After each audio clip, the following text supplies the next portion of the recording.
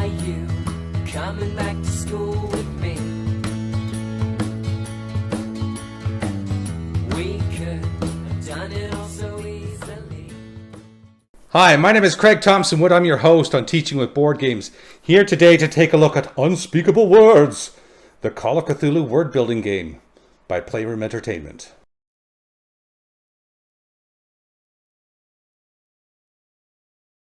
So Unspeakable Words is a card game, a word building game, where you are building words, normal words, and then scoring points on the words based on the number of angles in the letters.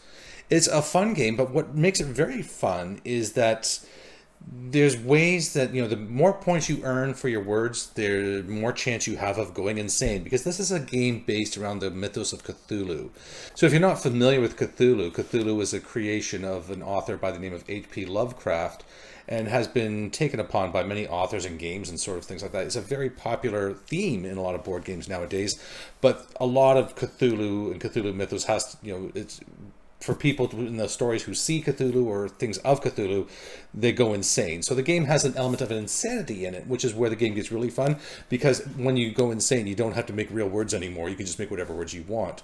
And the insanity is through a push your luck mechanic, and all this will be made clear when I take it to the table and show you how it's played. First, I'm going to take you to the report card. So in looking at the report card for Unspeakable Words, I'm going to give the number of players a B+. It plays between 2 to 6 players. My standard for the B is 2 to 4 players. 6 is a little bit more, so it gets a little bit more of a mark than a B. B+. For the learning for Unspeakable Words, I'm going to give it an A-. I give it the A- because it does the addition, which is very basic. I mean, you're doing just adding up to 100 points to see who the first person to make to 100 points is the winner. So it does that basic addition. There's the use of words. So you're using words to you're building words through the letters of the cards. But what I really like that's different is the way that, like I say, when the insanity kicks in and you can make up new words. So this is where it's going to be interesting, because you can take the letters of the cards in your hand, make whatever word, then you have to sound that out.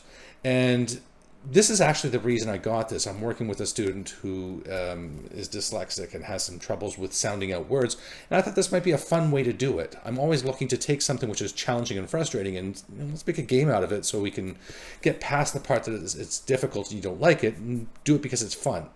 So this one, we are able to play the cards in any order when you're insane, and just sound it out. And then the fun part too is just making up what's that word mean. And you can just, again, make up anything because you just made up a word that's nonsense. So because it goes beyond in that way, that's what puts it into the A- category for me. For fun, I'm going to give it an A- again. Again, I think the game has a couple of things going for it that I really like. One is that push your luck element. The more points that your word is worth as you're scoring it, the more likely you are to lose some of your sanity. And if you lose all of your sanity, then you're out of the game. But so that I love that push your luck element, so that you can maybe try for the smaller words or the easier words, but pushing your luck and going for those bigger words can be really, give some benefits and some rewards. The second part is that whole insanity thing, and creating words and making up meanings for those words, and just sound. It's just, to me, that's a lot of fun, and it's really entertaining. Plus, which the cards on this, which you'll see when I show you how it's played, just some really fun cards in there, and just beautiful artwork and everything, and just adds to the whole flavor of the game. For time, I'm going to give the game a B+. The game is very simple to set up and clean up. It's just the cards. Everybody gets 7 cards to start. You have your own tokens to indicate your level of sanity, and a 20-sided dice, and away you go. The game says it takes about 30 minutes to play. I feel that's reasonable. Again, some people might take a little bit long if they're going to be that whole analysis paralysis thing, if people are just stuck thinking, what's the best move, what's the best move? So if that happens, just impose a time limit on the players. And yeah, so I mean, overall, it should easily fit within a classroom period. And I think this is definitely a game that could be played in a center in a classroom. So gets the B for me. For cost, I'm going to give the game a C. The game right now is, I think it's out of print, because when I was speaking to Maui at Level Up Games, she was telling me that they can only get this game in the deluxe version, and the deluxe version is $38.95. That's a lot of money for a card game. You get the little cute Cthulhu tokens and everything like that. There is a little bit more to it, but still $38.95 is a little bit more expensive than I would like to see. Granted, with this game, I think you are going to get your money's worth even at that price. As I say, putting it into a center in a classroom, using it for, if there's indoor recesses and things, definitely a game the kids could be playing and learning from as they're playing. You're going to get a lot of play out of the game, but it's just, I think that there's other options too that you could be getting for, maybe better prices, other things to look at. It's a lot of money, I think, for what you're getting. But again, the whole value in putting in perspective is that you are going to get a lot of play out of it. So if you do get it, I do think you'll get your money's worth eventually. But it's just, I think, again, that's right now, maybe wait to see if the basic version comes out, because that was about $22. So that's a lot cheaper. But see what you can find, because I do think it's a great game. But now let me take you to the table and I will show you how this game is played.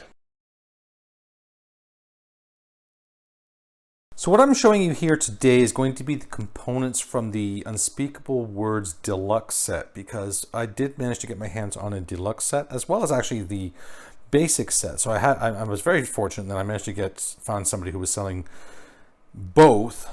So I'm able to now show you what comes with a deluxe set. So in the original set, the Cthulhus you get are all these green Cthulhus, whereas in the deluxe set you have different colors. Now, every player is going to get 5 little Cthulhu tokens, and I don't think there's any reason really that one person couldn't have a rainbow of different Cthulhu colors. Or if you want to, you can have one person be the pink, one person orange, blue. Like I said, it doesn't matter, because as you're playing the game, as you just start to surrender the Cthulhus as you're slowly going insane. So in the game, what happens? Everybody is going to get 7 of these cards. So just again to show you some of the differences. So these are the cards. As I said, beautiful artwork, and all the B is for Bayaki. It's different things from the Cthulhu mythos. So some of these are very hard to pronounce even for advanced readers such as myself. But then the basic ones are more basic.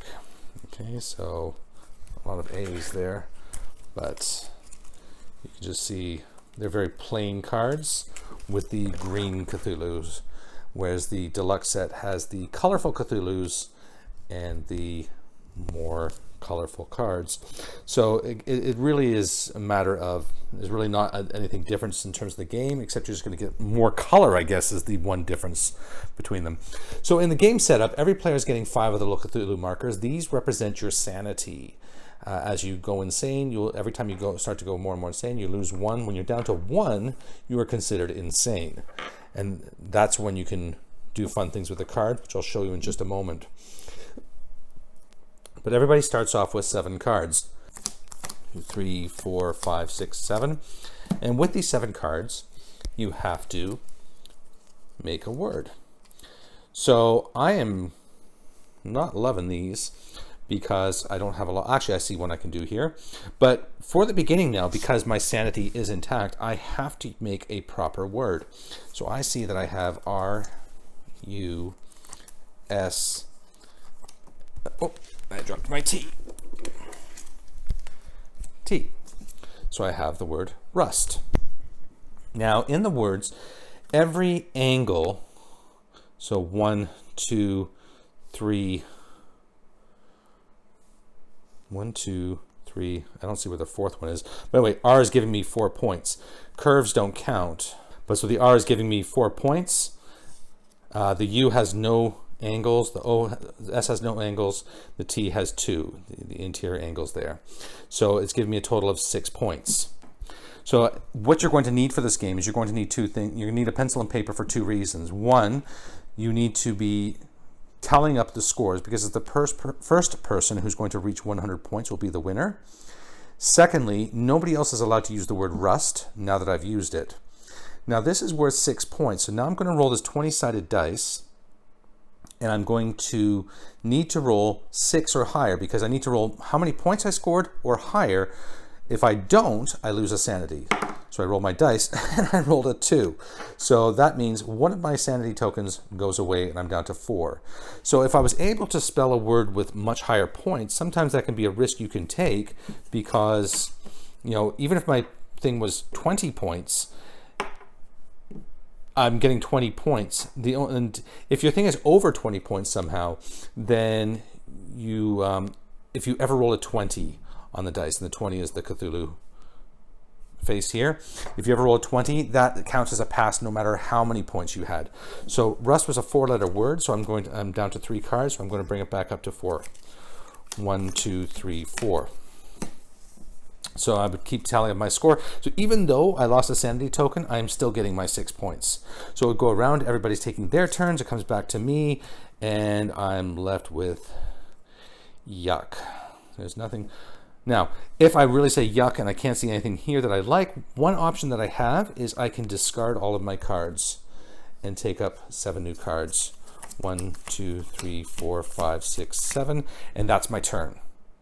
So you're never going to be completely stuck and say, well, my hand is terrible, I can't do anything. And that could actually sometimes be good too, because that can almost be like a stalling strategy, because, you know, if you're down to your last sanity, you might want to just give yourself a time to try and come up with something. So it comes back to my turn again, and I'm going to lurk in the corner and watch what the other players are doing. So I get 1, 5, 8 points for this one. Roll the dice, and I rolled a 16, which is higher than my 8, so I got my 8 points without suffering any ill effect. And again, I take 4 more words. 1, 2, 3, 4. Not 4 more words, 4 more cards for 4 more letters. So 1, 2, 3, 4, 5, 6, 7. Make sure I have the right amount. Now let's just say the game's gone on and I'm down to my last sanity now. At this point, I can use anything I want in here. I can push my luck and go for SWILL, a swilro. A swilro is the moisture that forms on the tongue of an amphibian. So swilro. And I rolled a 5. So this was worth 7, 8, 9, 13 points, but I rolled a 5, so that would be it. My last sanity's gone. I am now out of the game. So everybody keeps playing until either one person reaches 100 points or until all other players are out of the game, at which point the person left standing is declared the victor. And that is how you play Unspeakable Words. Super simple, but a lot of fun. Let me take you to my final thoughts.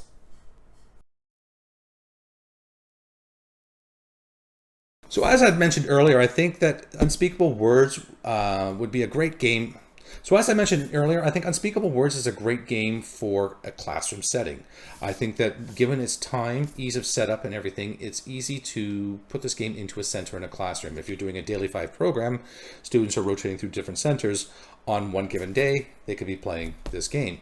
I think it has a lot of potential in there for the students to be learning from it and having some fun with it. And again, introducing them to board games, especially educational board games, is a great way to turn them into lifelong learners, because then they want to continue exploring more and more board games. I think the elements in there of word building, especially when you get to the insanity and you're making those creative words and having the fun of making up meanings for your made up words and everything, just adds a whole new element that the students are really going to enjoy. And if you can find a copy of this, I would strongly suggest getting it for your classroom. Board Game Teacher approved.